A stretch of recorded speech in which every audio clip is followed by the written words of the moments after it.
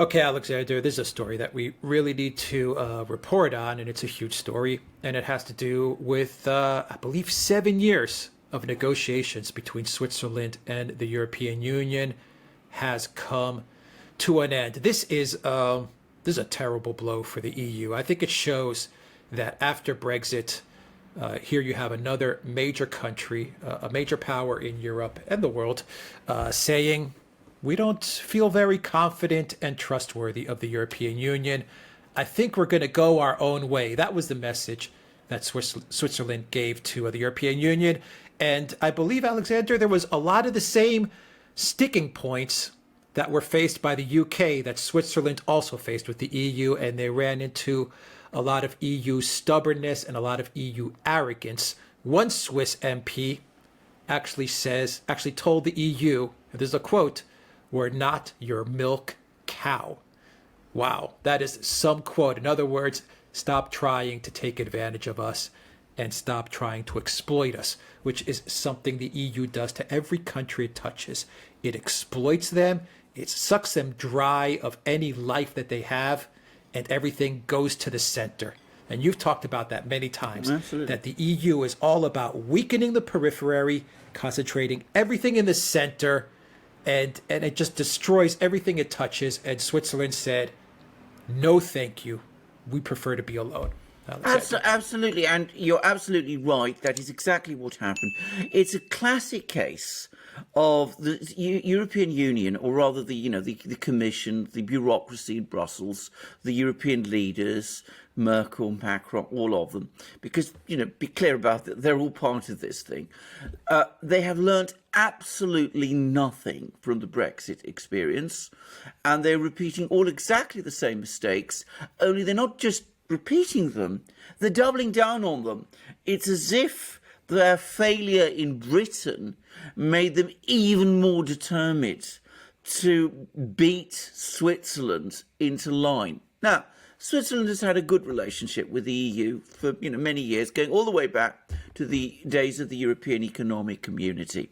But what the Europeans wanted, and if you look at their treaty, what they were proposing, they wanted Switzerland essentially to accept the entire regulatory package that the European Union has. They wanted free movement, they wanted indivisibility of the market, they wanted control, in other words, of Switzerland's borders, of its regulations, of its labour policies. They wanted to essentially stage what would have been a takeover. And Switzerland would again have been subjected in the same way as Britain would have been subjected as part of those Brexit negotiations that they were trying to force on Britain via Theresa May's deal. They would have wanted to do it in a way that would have made Switzerland essentially an appendage of the European Union, but one which did not have a vote in the European Council. Now, Switzerland is an old country, very old country. It has its own distinctive political culture. It has a very highly developed industrial base with a very strong emphasis on machine tools and precision instruments and chemicals. It's, of course, got, as we all know, a well-developed financial industry, financial services industry, and it's got a very powerful political tradition. And it's a country which has worked out this political tradition over many centuries. And the Swiss said no. We prize our independence, we prize our neutrality, we fought hard to be independent and neutral. We are not going to be absorbed by you. And the European Union came away, again, baffled and bewildered that it's been turned away. And by the way, the Swiss have many cards to play. A lot of EU traffic passes through Switzerland, through the various transport links that crisscross Switzerland. And Switzerland also is an enormously important electricity and energy generator for much of the central EU core. So it exports energy and electricity, and it acts as a sort of transfer point for much of that. So if the EU wants to try and bully Switzerland in the way that they sometimes do, they may find that, it's actually very unpleasant for them. Swallowing a hedgehog, as they say, can be an extremely uncomfortable experience. But again, what this shows is the mindset. They can't just negotiate on equal terms with a country like Switzerland. They must dominate. What does this tell you about the way the world, not even the world, other European countries or other countries on the periphery of this EU orb, how they view it? Because you have Brexit, the UK is gone, and the UK seems very happy that they're out. You have Switzerland telling the EU to take a hike. You had about 3 to 4 weeks ago the incident in Turkey with Erdogan, where he made a fool of van der Leyen and Michel. You've even had the Turkish foreign minister, Cavusoglu, say, you know what, don't try to use, you guys will get into the European Union as leverage when dealing with us, because the EU will not exist in five years. Those were his words. What does this tell you about the overall perception of Europe that is developing? Do you think leaders and states in and around Europe are starting to say, you know what, this thing is not even worth wasting time on? If they want to give us money, that's fine. If they want to give us money, great. Like if you're Duran, if we want to make some deals, okay. But it's not really anything to waste our time on. They absolutely are saying it. Look at all the countries that surround the EU. Norway, there are problems between the EU and Norway now. I mean, we haven't come to that, but the relationship is deteriorating. Norway is becoming increasingly dissatisfied with the EU. Britain has left. That's Brexit. Switzerland, well, we've seen the breakdown in the negotiations. Turkey, well, you've just described the situation with Turkey. Russia, well, we don't even start with Russia. I mean, that's so horrifying what the situation is there. Every single country that borders the EU, Belarus, every single country that borders the EU is either in a crisis because of its relationship with the EU, Ukraine, Moldova, or it is in a state of conflict with the EU. I mean, that is an astonishing state of affairs. And the amazing thing is the EU doesn't learn. It's still, in its own self-conception, imagines itself to be the force that's going to sweep everybody through. It still talks about, how it embodies human rights and civilized values and all that. And of course, the reality is absolutely the diametric opposite, and everybody around can see it. Do you think that the EU wanted to get its hands on Switzerland to completely exploit the country in kind of like a last-ditch effort to just find whatever it could get its hands on to just suck the life out of it, exploit whatever money they can exploit from it to kind of keep the racket going? So they said, we need to close a deal with Switzerland. We're going to take a hard line with Switzerland. We're going to extract everything we possibly can, because if we do not get a deal with Switzerland, I don't know how long we can keep this show on the road. In other words, it's almost like a traveling rock band. They've got a certain amount of money, and they've already spent a ton of money on coke and drugs and women and parties, and they're now saying, geez, we need to find some more, some more funds here, or else we can't keep driving this van around doing our concerts and partying like rock stars. So the UK is out. Switzerland is out. Turkey, they can't figure it out yet. I mean, what do you make of the EU's attitude with Switzerland? Was that their goal? Did they really want to exploit the country? Oh, absolutely. Of course they did. I mean, this is the other side of it. It is extremely predatory, ultimately. I mean, they want to move in and they want to reorder everything. They don't want politicians. And, that's the other thing about Switzerland. It's a very democratic country. I mean, they have plebiscites, the cantons. Many of the cantons work on a direct democracy basis. It's a very, very democratic place. They don't like that. They don't want people, questioning what the people in Brussels decide. So they want to move in, they want to bring it to heel, they want to assimilate. It's great industries, it's pharmaceuticals industries, it's mechanical engineering and instrument making industries, it's financial services industry.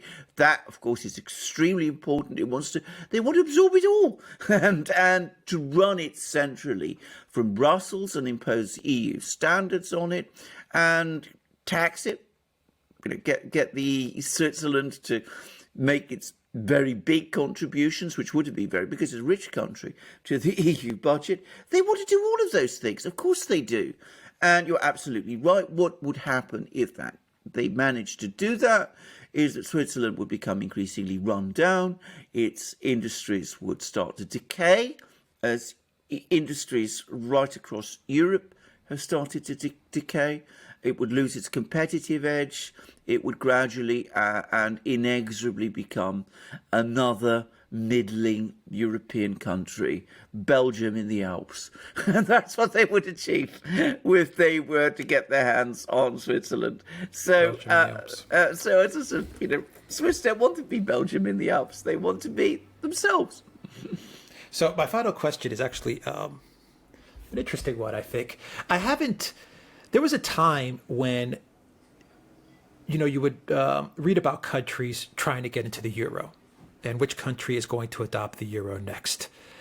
And it seems that recently, and when I mean recently, say the last 2-3 years, you don't really read about it that much. Now, I know there's a plan to bring Hungary and Romania and I believe Czech Republic. I think there's quite a few, Poland, that aren't in the euro. I believe there is some sort of plan to bring them into the euro. But my hunch is that with everything going on, these countries don't really have much of an appetite to enter the euro, the monetary union. They don't really want to talk about it. The European Union doesn't seem to want to talk about it. I mean, no one's really dealing with it.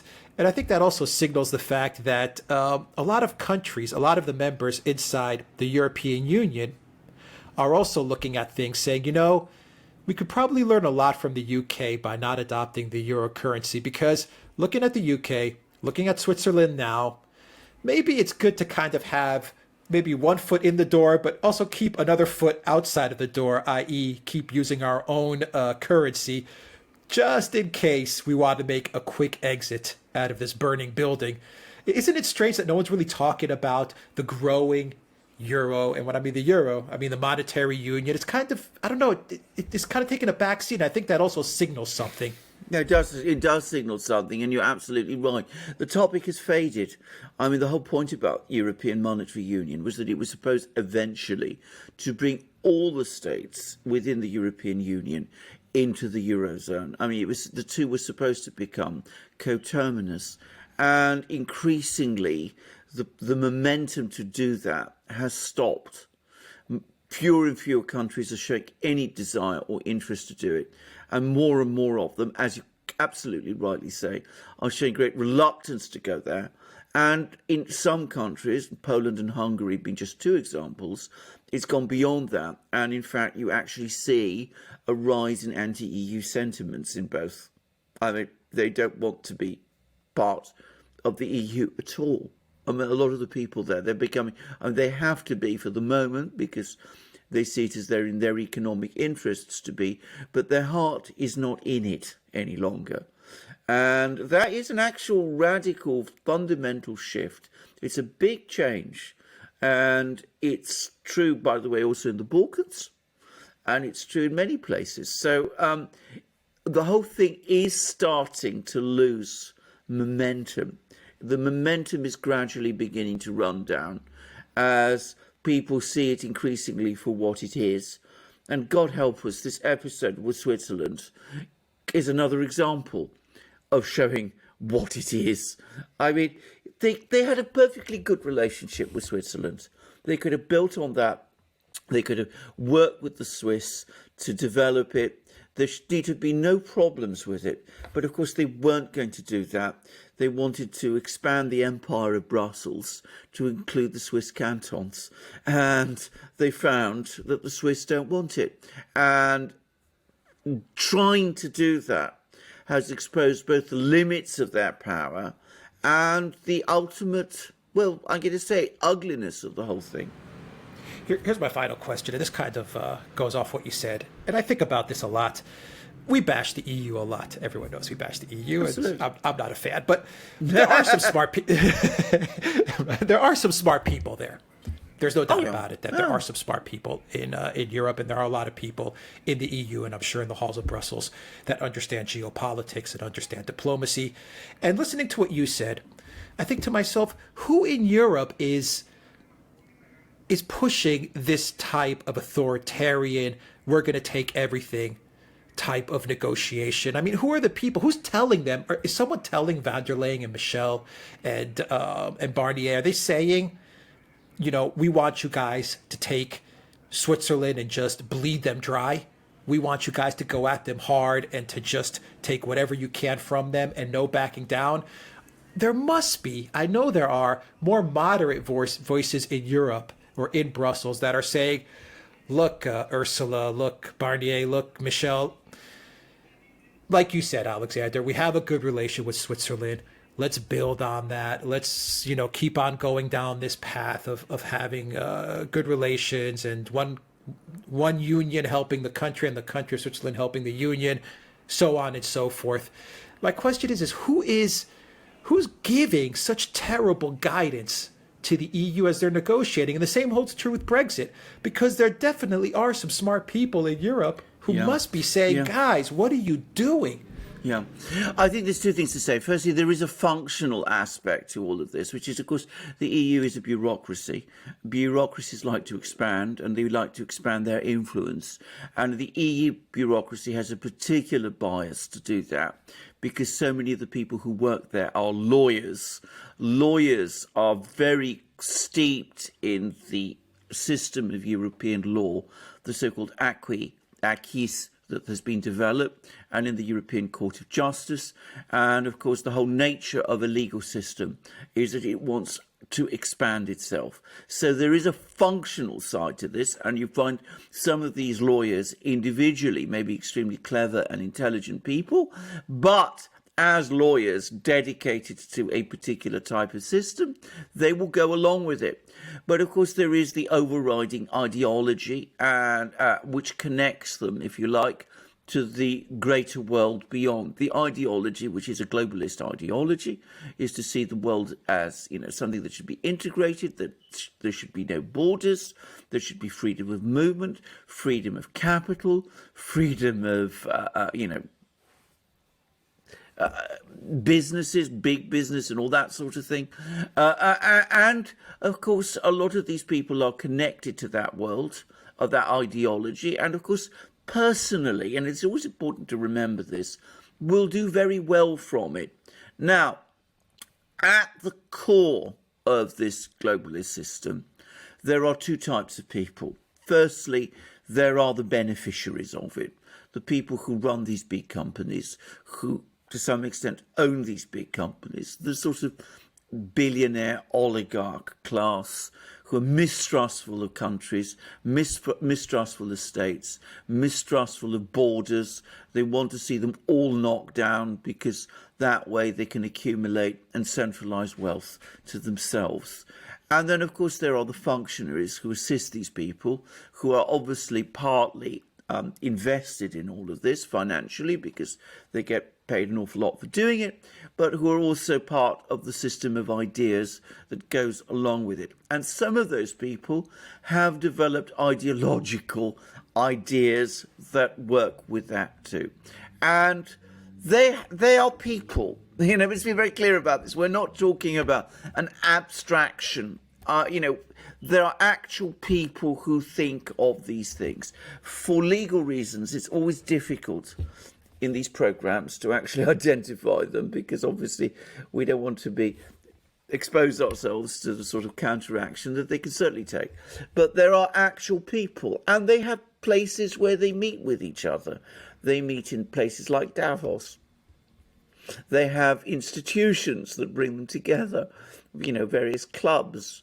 The World Economic Forum is one, others of them. And they talk to each other. and they talk to each other all the time. And people like Ursula von der Leyen and all of those sorts of people are part of that world. That is why they are chosen to be where they are.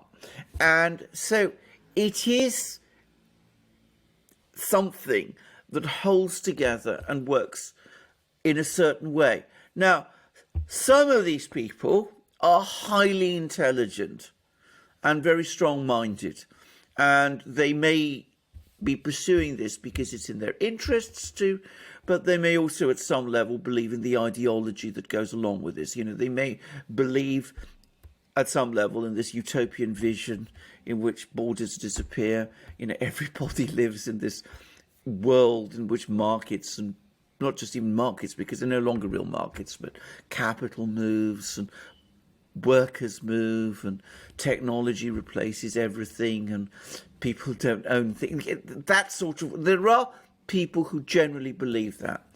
But of course, there are also people who are extremely focused on doing very well for themselves, and they go along with the flow because it serves their interests. But to be very clear, there is a group of people at the core of this system. They do exist. They do sit down and talk to each other. They are of every nationality, including, you know, non-Western ones, people from, you know, around the world. They do exist, and they do have ultimately decisive influence on decision making in places like Brussels. Brussels, in some ways, precisely because the European Union is a supranational entity, is the place that suits them best. Even the United States is too much of a state for them to be entirely comfortable there. The European Union, because it is not a state, because it is this amorphous entity, is exactly what I suspect they would like the world to become. Yeah, I mean, my question is, you know, there must be some people that tell them, guys, put on the brakes, enough's enough. Or is it just like a case of Nigel Farage, guys that tell the European Union, guys, enough is enough. We need to stop all this expansionist authoritarian stuff. Guys like that just get chewed out of the system. Absolutely, of course they do. Of course they do. I mean, any closed system of ideas, that invariably happens. If you start coming along and saying to these people, look, we've got to slow down. We're pushing things too far. We're running up against obstacles. We're going to, you know, we're antagonizing the Swiss who were, you know, motivated to be our friends and partners. People who say that are going to be immediately branded by the others as heretics and people who are not really fully on board, and they're going to be thrown off. That is the nature of ideological enterprises. Either you are fully signed up to them, or you are not. And if you appear to be slackening in your belief and commitment, then that makes you suspect. If you go back to other countries, if you go back, say, to the Soviet Union in the 30s, or to France in the 1790s, or to China in the Cultural Revolution, you see the phenomenon in action. Raising doubts is not the way forward in these kind of places. On the contrary, it's the way to having all the doors closed to you. It's the way to find that you don't get invited to Davos next year. Yeah, you just rattled off some very, very sinister forms of government that have come about in the past, Alexander. It sounds to me like you described that the EU is more of a cult than anything else. I think it is. I think at a great level it is. And of course, it's a cult with believers. I mean, you know, one has to understand that. And of course, they're people, ordinary people, people who live, you know, their lives. In Greece, we've seen many people like that, especially. I mean, Greece has suffered appalling punishment, but you find it very difficult sometimes to reason with people who are sold on this idea of Europe, as they call it, and talk about Europe. And quite often they see their own personal interests bound up with that, but they are also sold on an overarching vision, which perhaps they don't fully understand, and they certainly don't fully understand the implications of it, but they don't want to see beyond it. And of course, at the centre of this system.